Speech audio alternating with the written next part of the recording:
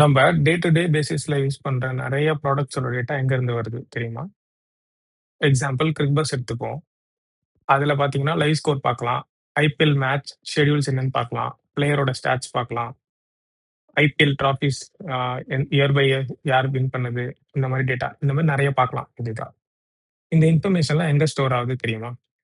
அத பத்தி தான் இந்த வீடியோல பார்க்க போறோம்.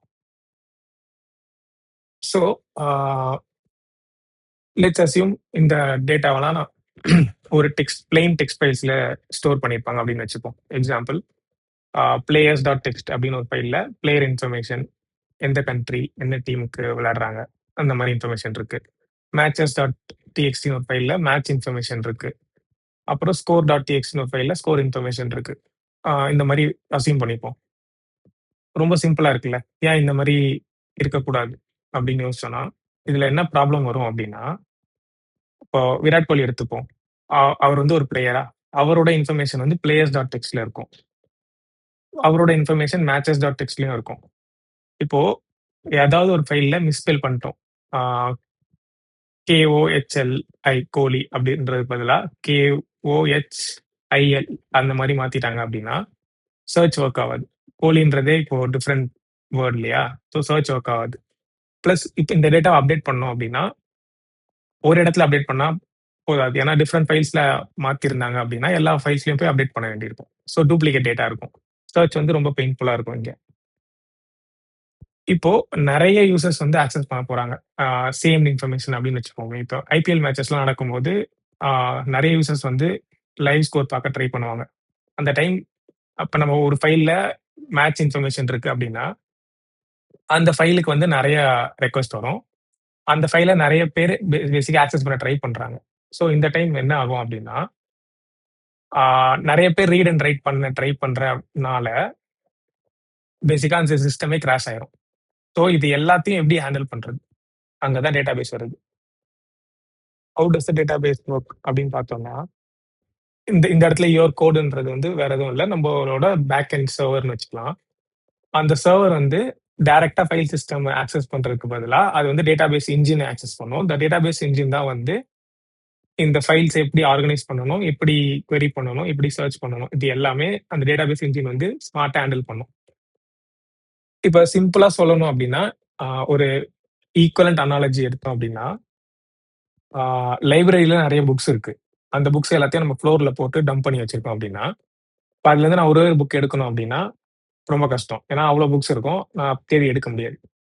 வேறஸ் இந்த இடத்துல டேட்டாபேஸ் எப்படி வொர்க் ஆகும் அப்படின்னு பார்த்தீங்கன்னா, அந்த புக்ஸ் எடுத்துட்டு போயிட்டு நான் ஒரு ஷெல்ஃப்ஸ்ல ப்ராப்பரா ஆர்கனைஸ் பண்ணி, டேக் பண்ணி, இந்த ரேக்ல இந்த புக்ஸ் தான் இருக்கும். அந்த மாரி வச்சேன் அப்படின்னா, இப்ப டக்குனு ஒரு புக்க நான் எடுக்கணும்னா, நான் போய் ஈஸியா எடுக்க முடியும். ஸோ இதுதான் வந்து டேட்டாபேஸ். இப்போ டேட்டாபேஸ்லயே டிஃபரெண்ட் டைப்ஸ் ஆஃப் டேட்டாபேஸஸ் இருக்கு. ரிலேஷனல் டேட்டாபேஸ், நான் ரிலேஷனல் டேட்டாபேஸ் அந்த மாரி சொல்லுவாங்க. ஆ அத பத்தி நான் டீப்பா இந்த வீடியோல போடல. But on a high level relational டேட்டாபேஸ்னா என்னன்னா, ஆ டிஃபரெண்ட் டேபிள்ஸ் அண்ட் ஒரு டேபிள் இருக்கும். ஒரு டேபிளுக்கும் ரோஸ் அண்ட் காலம்ன்ஸ் இந்த மாரி ஆர்கனைஸ் பண்ணி வச்சிருப்பாங்க. ஸ்ப்ரெட் ஷீட் மாரி வச்சுக்கோங்களேன். அதுதான் ரிலேஷனல் டேட்டாபேஸ். ஸோ ஒரு டேபிளுக்கும் இன்னொரு டேபிளுக்கும் ஒரு ரிலேஷன் பில்ட் பண்ணியிருப்பாங்க. இப்ப எக்ஸாம்பிள் நம்ம கிரிக்பஸ் எக்ஸாம்பிளே வச்சுப்போம். ஆ இதுல பார்த்தீங்கன்னா, பிளேயர்ன்னு ஒரு டேபிள் இருக்கும். அதுல பிளேயரோட பேர் என்ன? என்ன கண்ட்ரிக்காக விளையாடுறாரு? என்ன ரோல்ல அவரு பேட்ஸ்மேனா, பவுலரா? அந்த இன்ஃபர்மேஷன் அதுல இருக்கும். ஆ டீம் வந்துட்டு ஆ சேம். டீம்ல வந்து என்ன டீம் அது பேசிக்கா இப்ப சென்னை சூப்பர் கிங்ஸா, இல்ல ராயல் சேலஞ்சர்ஸ் பெங்களூரா அப்படின்னு வச்சுக்கலாம். இல்ல இந்தியாவா கூட இருக்கலாம். அது வந்து டீம்ல இருக்கும். ஒரு டீம்ல வந்து நெறைய பிளேயர்ஸ் விளையாடுவாங்க. So team can have reference to player ID இங்க. அதே மாரி பார்த்தீங்கன்னா, இப்ப கிரிக்பஸ்ல பார்த்தீங்கன்னா, நீங்க லைவ் ஸ்கோர் பார்க்கும்போது கமெண்ட்ரியும் பார்க்கலாம். ஸோ பால் டேட்டா இன்ஃபர்மேஷன ஸ்டோர் பண்றதுக்கு ஒரு டேபிள் வச்சுக்கலாம். அதுல வந்து இது என்ன இன்னிங்ஸ் பேசிக்கா இப்ப ஃபர்ஸ்ட் இன்னிங்ஸா, செகண்ட் இன்னிங்ஸ் வந்துட்டு இருக்கா? என்ன மேட்சோட இன்னிங்ஸு? ஆ இந்த பால் யார் போடுறது? பேட்ஸ்மேன் யார் ஆடுறாங்க? கமெண்ட்ரில என்ன கமெண்ட்ரி? அந்த பால் என்ன நடந்துச்சுன்ற மாரி கமெண்ட்ரி.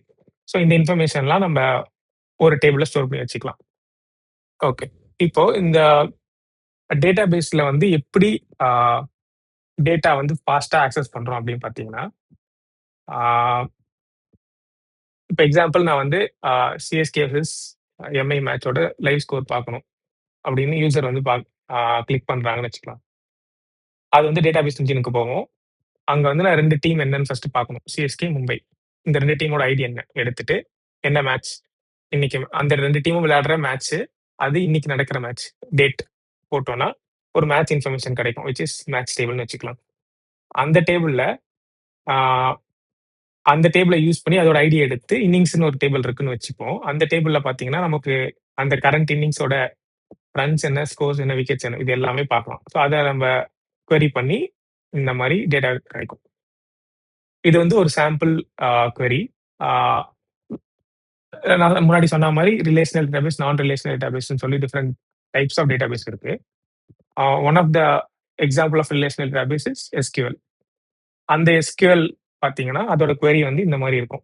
ஸோ ஒவ்வொரு டேட்டாபேஸ்க்கும் வந்து ஒரு க்வெரி லாங்குவேஜ் இருக்கும். அந்த க்வெரி லாங்குவேஜ யூஸ் பண்ணி தான் அந்த டேட்டாபேஸோட நம்ம இன்டராக்ட் பண்ணி ஆ எந்த கிரெட் ஆப்பரேஷன்ஸும் பண்ண முடியும்.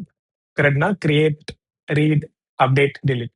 கிரியேட் பண்ணணுமா ஏதாச்சும் புதுசா ஏதாச்சும் ஆட் பண்ணணுமா? அப்டேட் பண்ணணுமா? இல்ல அத ஃபெட்ச் பண்ணணுமா? இல்ல டெலீட் பண்ணணுமா? அதுதான் கிரெட். ஸோ அது எல்லாமே பண்றதுக்கு ஒரு க்வெரி லாங்குவேஜ் தேவைப்படும். அது வந்து ஒவ்வொரு டேட்டாபேஸ்க்கும் ஒரு க்வெரி லாங்குவேஜ் இருக்கும். ஓகே. நான் முன்னாடி சொன்ன மாரி ஃபைல்ஸோட இன்னொரு டிஸ்அட்வான்டேஜ் பார்த்தீங்கன்னா, கன்கரன்சி. நெறைய பேர் வந்து ஒரே ஃபைல் ஆக்சஸ் பண்ண ட்ரை பண்ணாங்கன்னா, கிராஷ் ஆயிரும்னு சொல்லுவாங்க இல்லையா? டேட்டாபேஸ் வந்து அத ஹேண்டில் பண்ணும். அது வந்து டிஃபரெண்ட் டெக்னிக்ஸ் இருக்கு. லைக் லாக்கிங், டிரான்சாக்ஷன் அந்த மாரி நெறைய இருக்கு. அத யூஸ் பண்ணி இது எல்லாத்தையும் ஸ்மார்ட்டா ஹேண்டில் பண்ணோம். அத பத்தி இன்னொரு வீடியோல நான் டீட்டெயில்டா எக்ஸ்பிளைன் பண்றேன். ஐ ஹோப் இந்த வீடியோ யூஸ்ஃபுல்லா இருந்திருக்கும்னு நெனைக்கிறேன். டேட்டாபேஸ்ன்றதுக்குள்ள நெறைய கான்செப்ட்ஸ் இன்னும் இருக்கு. இது ஜஸ்ட் இன்ட்ரோடக்ஷன் வீடியோ. இன்னும் இண்டெக்ஸிங்னா என்ன? நார்மலைசேஷன் இந்த மாரி நெறைய இருக்கு. அத பத்தி டீட்டெயில்டா அப்கமிங் வீடியோஸ்ல பார்க்கலாம். தேங்க் யூ ஃபார் வாட்சிங்.